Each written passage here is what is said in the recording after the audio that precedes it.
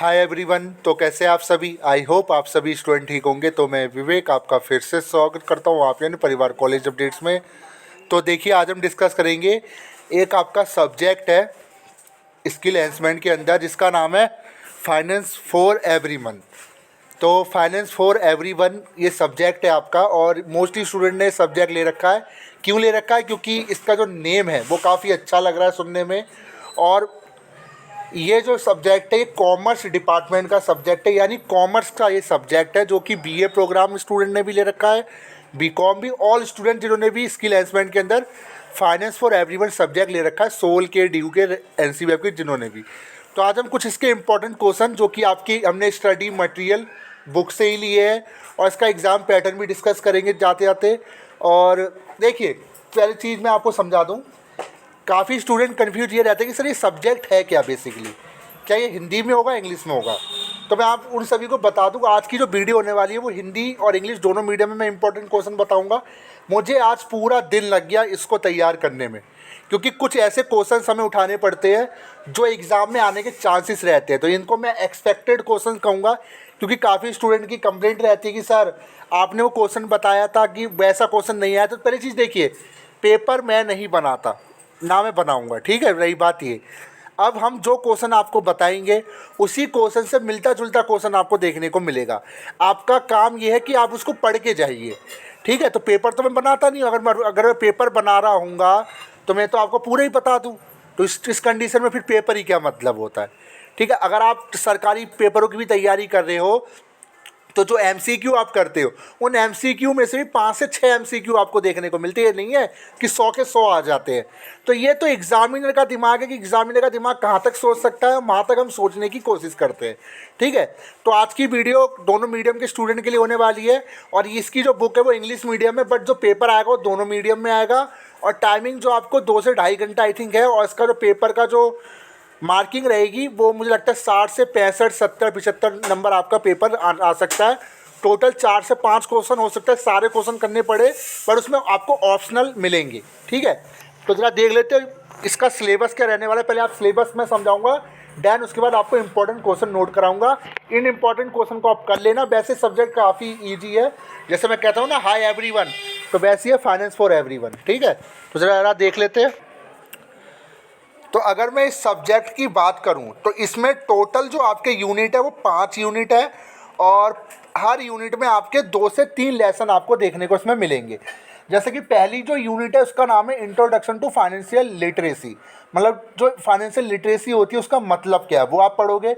Lesson 2 में various financial institution, bank के बारे में पढ़ोगे, इंश्योरेंस कंपनीज़ के बारे में पढ़ोगे, पोस्ट ऑफिस के बारे में पढ़ोगे, मोबाइल ऐप बेस्ड सर्विस के बारे में पढ़ोगे। तो ये तो लग ही रहा है बैंकिंग के ऊपर है, क्योंकि कॉमर्स डिपार्टमेंट का है। फाइनेंस पूरा ये बैंकिंग सेक्टर के ऊपर पूरा पेपर है कॉमर्स डिपार्टमेंट का। तीसरा है फाइनेंशियल प्लानिंग एंड बजटिंग, मतलब जो प्लानिंग होती है, जैसे आपने देखा होगा देश में बजट आता है उसके बारे में पढ़ोगे, कैसे क्या आता है, कैसे बनाया जाता है, ठीक है। दूसरे यूनिट में आप पढ़ोगे introduction to banking and insurance, कि बैंकिंग क्या होती है और इंश्योरेंस क्या होती है, इंश्योरेंस कितने प्रकार के होते हैं, बैंकिंग की सेवाएं कितने प्रकार की होती है। लेसन 2 में आप पढ़ोगे finance from bank and electronic banking. Electronic banking मतलब आज आप देख सकते हो, आज आपको बैंक जाने की जरूरत नहीं है, आप पेटीएम का यूज़ करते हो, भीम यूपीआई का यूज़ करते हो, फ़ोनपे का यूज़ करते हो, तो वो इलेक्ट्रॉनिक बैंकिंग है, ठीक है। फिर आपका यूनिट 3 में पढ़ोगे financial service from India post, मतलब जो डाक विभाग के बारे में, जो इंडिया पोस्ट होती है उसकी जो फाइनेंशियल सर्विस होती है। अब आपको पता ही होगा, पहले डाक खानों के जरिए पैसे आया करते थे, जो पेंशन आती थी, बट अब तो डाक खानों में भी खाते खुलने लगे हैं, तो उसके बारे में आप पढ़ोगे।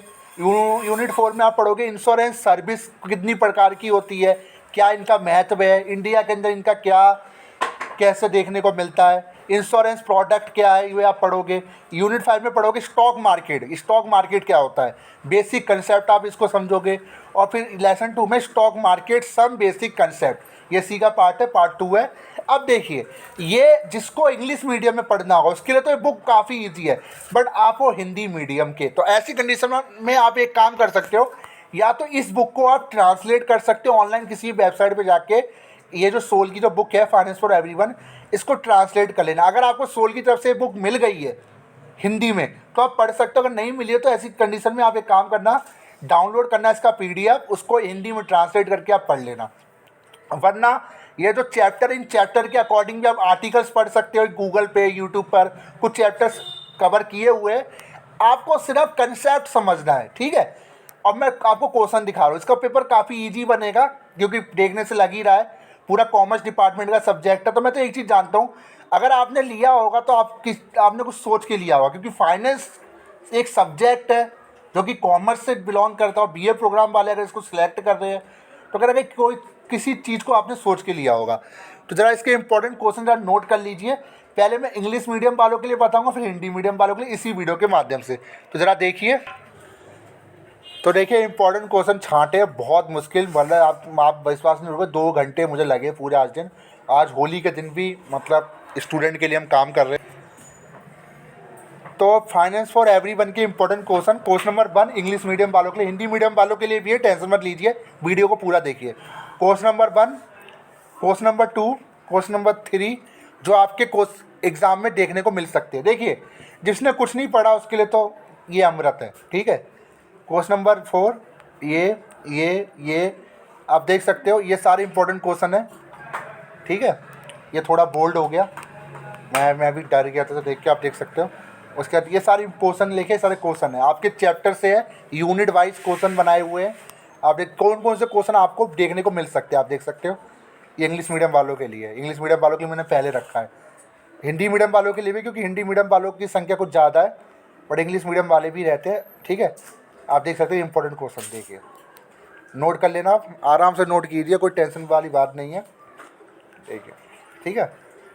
बाकी आप पूरा कंसेप्ट पढ़ के जाना तो कोई क्या ही दिक्कत है, अगर एग्जाम में कहीं से घुमाएगा आप आराम से पकड़ लोगे।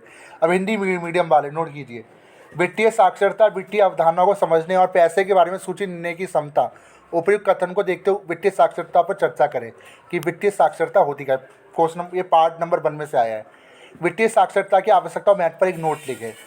देखिए इस तरीके से इसमें क्वेश्चन बनते, देखिए अर्थव्यवस्था में वित्तीय संस्थान की भूमिका का विस्तार बताएं, मतलब बताइए क्या भूमिका है, ठीक है। बैंकिंग और बीमा के क्षेत्र में मोबाइल ऐप प्रौद्योगिकी की आवश्यकता क्यों है, ऐसे ऐसे क्वेश्चन बनते हैं, आप देख सकते हो इंपॉर्टेंट क्वेश्चन है, सारे इंपॉर्टेंट है। आंसर आपको खुद निकालना, मैं रट्टेबाजी नहीं करवाता कि मैं आपको आंसर दे दूं और आप रट के चले जाओ। आप कंसेप्ट समझो, पढ़ो, अब आपने शब्दों में लिखो।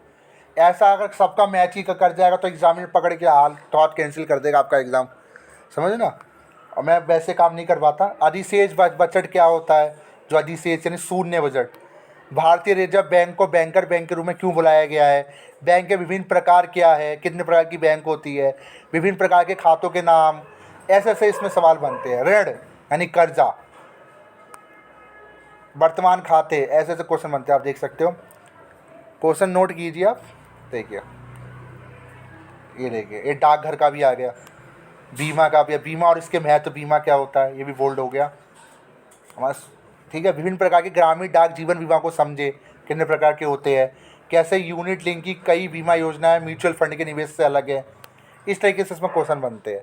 मैं कहूँगा अगर थोड़ा सा अगर आपको नॉलेज है बैंकिंग, डाकघर, इंश्योरेंस, तो आप आराम से सबको निकाल दोगे, ठीक है। तो ये रहा आप सभी का चैनल, आपका परिवार, ये कॉलेज अपडेट्स। तो ये पूरा इस तरीके से आपका रहने वाला है, ये सारे इंपॉर्टेंट क्वेश्चन है, आप नोट कर लेना, ठीक है। बाकी हमने करा दी है, काफ़ी स्लो।